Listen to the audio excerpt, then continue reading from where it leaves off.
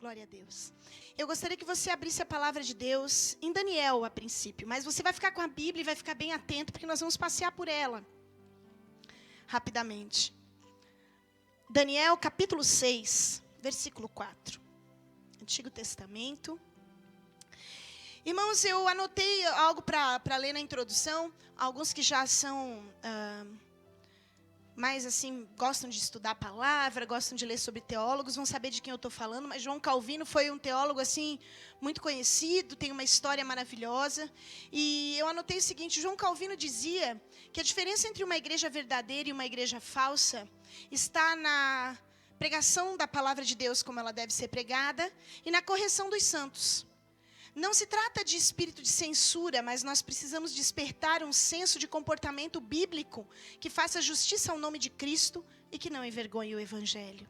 Então, quando nós temos uma noite como essa, irmãos, sinceramente, se perdeu muito do que era antigamente, sabe?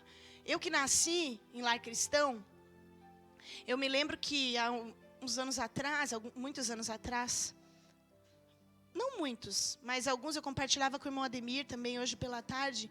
A Santa Ceia normalmente é de manhã, né? Então, na minha igreja também era. E nós íamos para a igreja num temor, irmãos.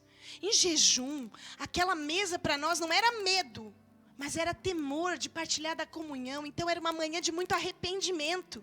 Porque quem tinha feito alguma coisa durante o mês que desagradava ao Senhor, que desagradava a palavra de Deus, passava, e era um culto de um avivamento grande. Porque, entenda, nos dias de hoje nós temos muito avivamento em todo lugar.